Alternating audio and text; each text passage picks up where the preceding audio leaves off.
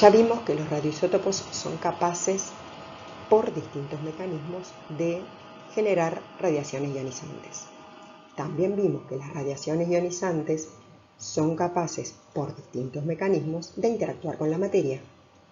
Esa interacción es la base tanto de la detección de las radiaciones, que vamos a ver hoy, como de los efectos biológicos de las radiaciones, que vamos a ver más adelante.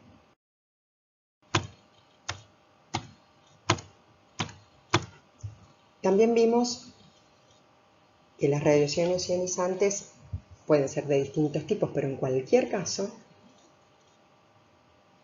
finalmente se llega a partículas cargadas que son capaces de ionizar o excitar el medio que atraviesan.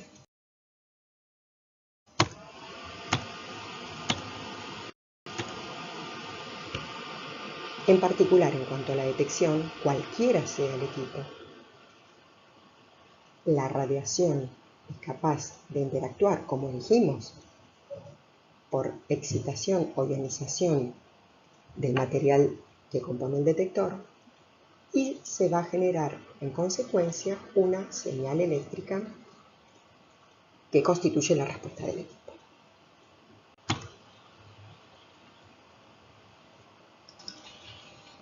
Vamos a presentar ahora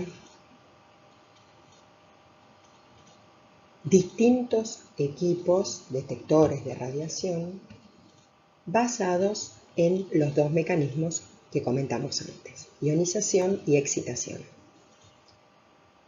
Los basados en ionización, asimismo, comprenden dos grupos: cuando el material detector es un gas o cuando es un sólido. Cuando es un gas, los distintos tipos de equipos son la cámara de ionización, el contador proporcional y el Geiger-Müller. Cuando la ionización es de un sólido, puede tratarse entonces de equipos basados en semiconductores o de películas radiográficas. Por otro lado, cuando el mecanismo de interacción está basado en la excitación del material detector, también se distinguen dos tipos de materiales detectores: los líquidos y los sólidos. Los equipos correspondientes son el contador de centelleo líquido, en el primer caso, y los contadores de centelleo sólido y los dosímetros termoluminiscentes en el segundo caso. A la derecha pueden ver distintas aplicaciones de cada uno de los equipos. Hay otra manera de clasificar a los detectores según otro criterio, ya no según el fundamento de la interacción de la radiación con el detector, sino según la relación en el tiempo entre la detección de la radiación y el procesamiento de la información generada. En ese sentido existen dos tipos de detectores: los retardados y los inmediatos. Los retardados lo que hacen es integrar la respuesta durante un periodo de tiempo dado de exposición a la radiación. Al final de ese periodo se evalúa la respuesta, no requieren de una fuente de alimentación para funcionar, y son ejemplos de este tipo de equipos los dosímetros termoluminiscentes y los de film o de película radiográfica. El otro tipo de detectores son los inmediatos. En este caso, se lee directamente la respuesta cuando la radiación incide con el detector. Requieren una fuente de alimentación para funcionar y puede tratarse de detectores basados en ionización de gases, o de semiconductor o de centelleo. En cualquier caso, la señal eléctrica que se genera a causa de la interacción de la radiación con el detector se puede cuantificar de dos modos: o midiendo directamente la intensidad de corriente generada por esa interacción, o midiendo la caída de diferencia de potencial o pulso.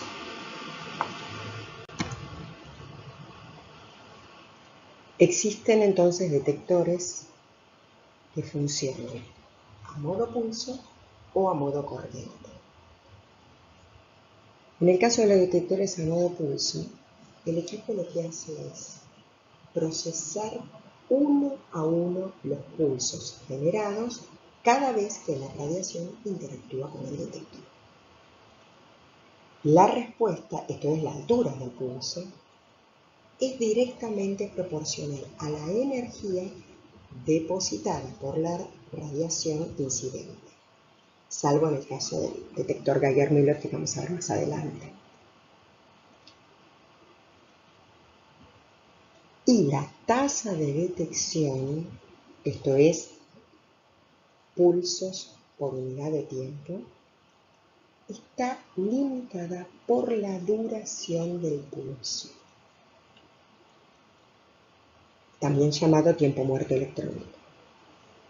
Por eso es que son útiles estos equipos para medir bajas tasas de conteo, es decir, pulsos en la unidad de tiempo. Las aplicaciones entonces son para recuentos y para espectrometría. En cuanto a los equipos que funcionan a modo corriente, en este caso se van conectando las cargas continuamente durante un tiempo. Entonces se pierde obviamente la información de cada pulso individual que se generó por interacción de la radiación con el detector.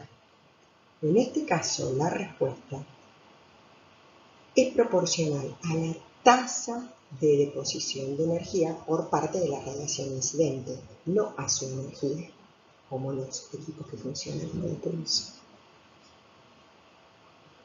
Nuevamente, tasa de deposición de energía tiene que ver con energía depositada en el detector por unidad de tiempo. La tasa de detección en este caso no está limitada porque estos equipos no son tan afectados por el tiempo muerto. Sirven entonces para medir tasas de conteo mayores y por eso es que se usan para dosimetría y por ejemplo para el activímetro en un centro de medicina nuclear. ¿Cuál es la respuesta que dan los detectores más comúnmente usados en medicina nuclear? Puede tratarse de 3 magnitudes en general. La magnitud de actividad es la que da el activímetro. Como su nombre bien lo indica, mide actividades. La magnitud dosis es la que dan los dosímetros. Nuevamente, como su nombre bien lo indica, miden dosis.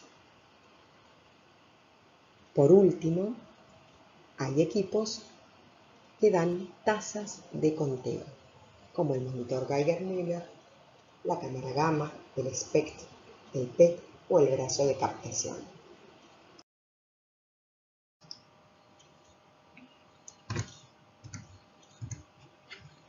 Este último grupo de equipos, los detectores que dan como respuesta una tasa de conteo, suelen llamarse contadores. ¿Por qué?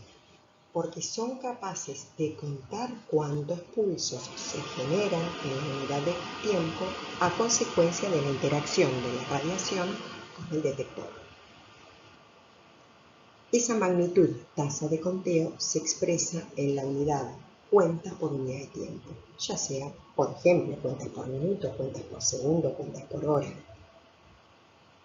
Y esta magnitud, tasa de conteo, se relaciona con la actividad a través de un factor llamado eficiencia de medición.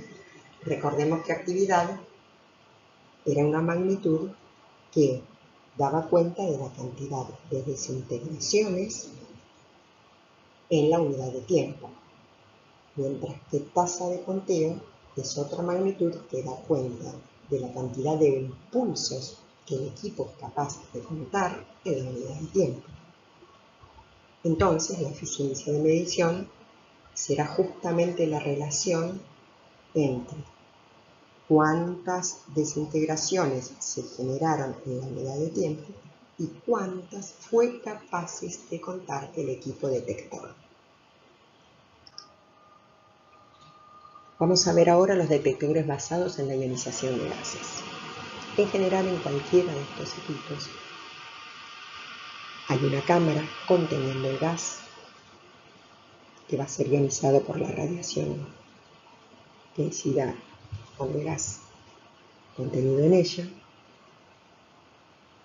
Y además un par de placas o electrodos, uno positivo y otro negativo, con una determinada diferencia de potencial aplicada. Entonces, cuando una radiación incida sobre alguna molécula del gas y sea capaz de ionizarla, se van a generar un ion positivo, un ion negativo, que constituyen un par de iones. Esos iones, dada la diferencia de potencial aplicada a los electrodos, son capaces de viajar al electrodo del signo contrario correspondiente y generar así una intensidad de corriente a diferencia de potencial dada por la cantidad de cargas conectadas en esos electrodos en la unidad de tiempo. En función de cuál sea la tensión aplicada a esos electrodos, podemos distinguir los tres tipos de equipos que habíamos nombrado en la diapositiva anterior. La cámara de ionización, el contador proporcional y el Geiger-Müller. Es muy importante tener en cuenta que no existe un único equipo basado en ionización de gases que funcione en cada una de esas tensiones. Los equipos están diseñados para funcionar como cámara de ionización o como contador proporcional o como Geiger-Müller. En el caso de la cámara de ionización, la cantidad de iones conectados en los electrodos es igual a la cantidad de iones producidos en la cámara de gas cuando una radiación ingresa. En el caso del contador proporcional, dado que funciona con mayor tensión entre las placas, los pares de iones producidos son capaces, a su vez, en el viaje hacia el electrodo correspondiente, de ionizar las moléculas de gas. Entonces, la cantidad de pares de iones colectados va a ser mayor a la cantidad de pares de iones producidos. Por último, los equipos Geiger-Müller funcionan con una tensión tal que cualquier radiación que sea capaz de producir un par de iones en la cámara de gas va a dar lugar a la ionización de todo el gas contenido en la cámara.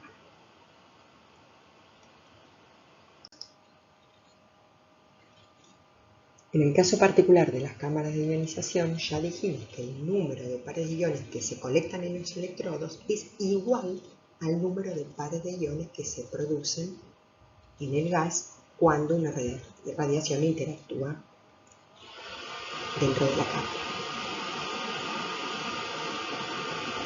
Para un nucleido dado,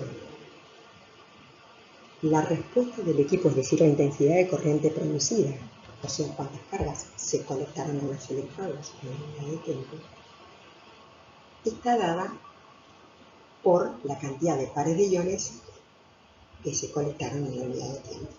Y esa cantidad es igual al número de pares de iones que se produjeron en la unidad de tiempo.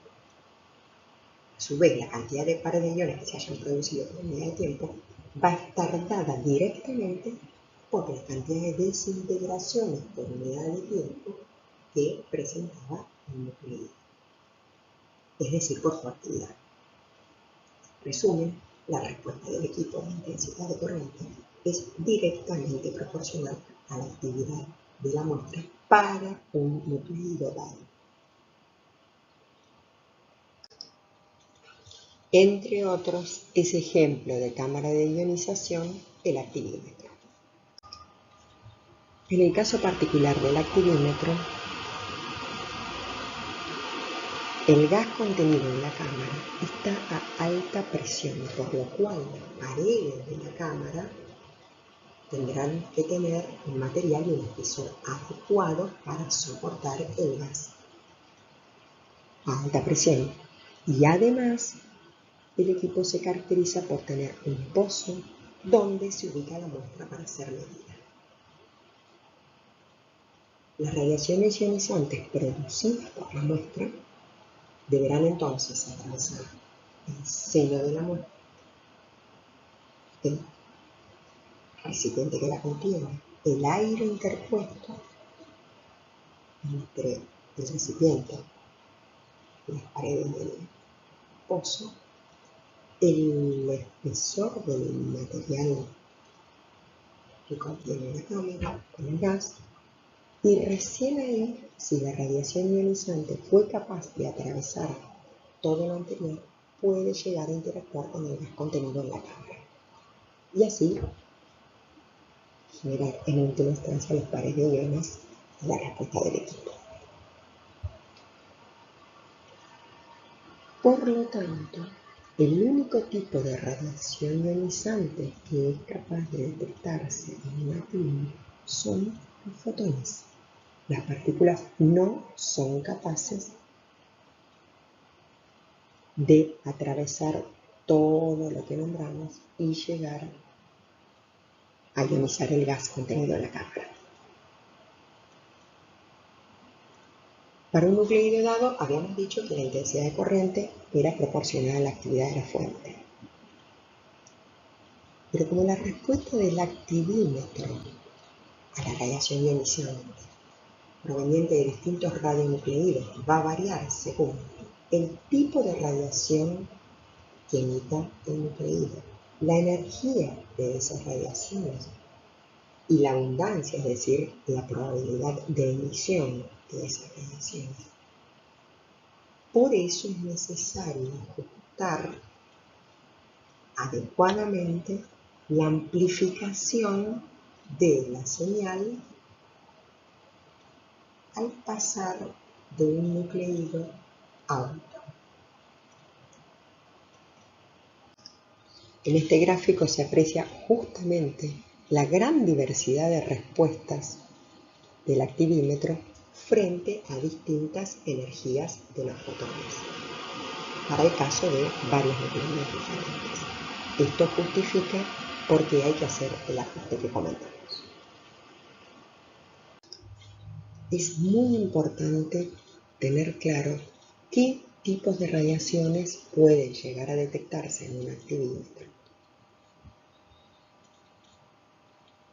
Ya sabíamos que solo fotones podrán detectarse en un activímetro y no partículas. Esos fotones pueden ser de varios tipos distintos que ya conocemos.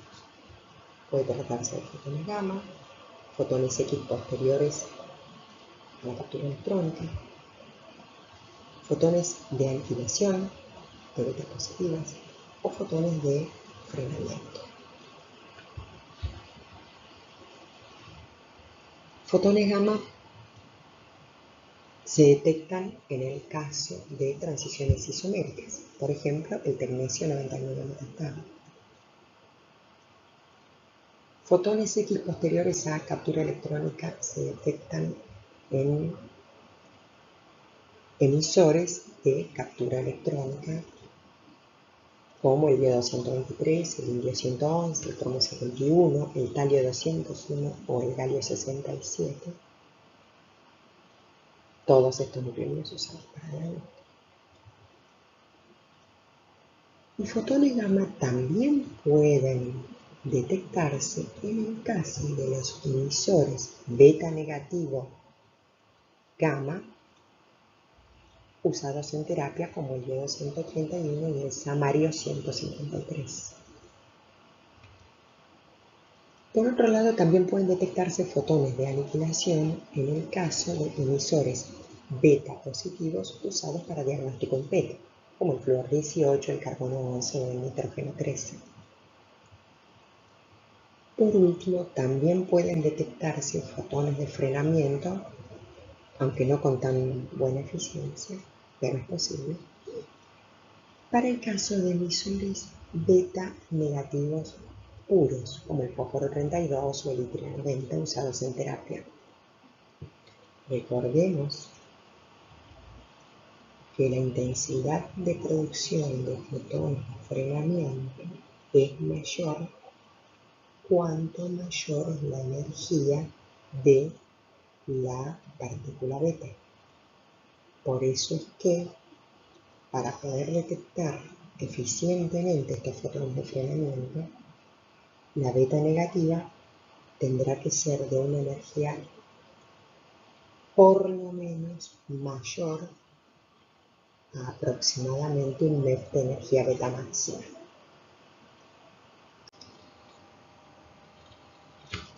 Otro tipo de cámara de ionización más allá del activímetro es el exposímetro, que mide tasas de exposición. Esto es una magnitud de protección radiológica que veremos más adelante. No nos vamos a detener mucho en los contadores proporcionales porque no son de gran aplicación en radiofarmacia. Sí son útiles para medir campos de radiación de baja intensidad, es decir, bajas tasas de contenido, ya sea en monitores de área, monitores de extremidades o en la medición de actividades en muestras ambientales.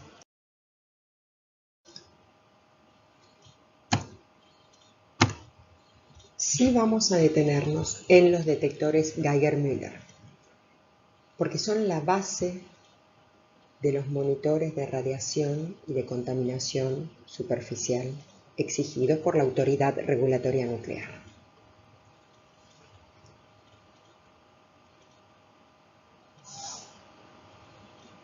Cuando una radiación es capaz de llegar a la cámara con el gas del equipo y las pares de iones, ya dijimos que se producía cualquier tipo de radiación incidente, la ionización total del gas. Eso daba lugar, como siempre, a una respuesta eléctrica que se podía ver en este equipo en particular como una señal luminosa, una señal auditiva o una escala analógica o un visor digital.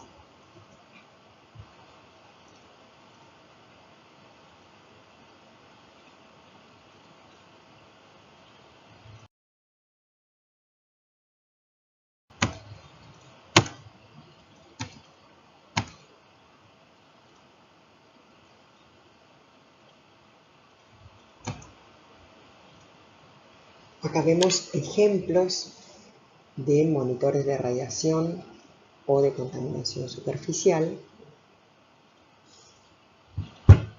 Permiten detectar campos de radiación. Pueden medirse dos tipos de magnitudes. Tasas de dosis en microsievert por hora,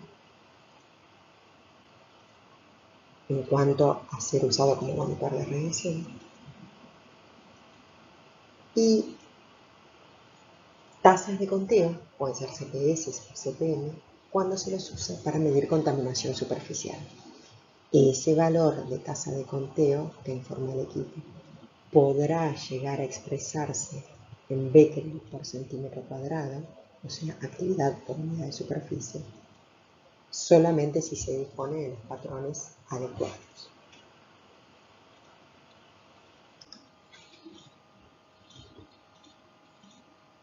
Existen de estos monitores con sonda o con ventana.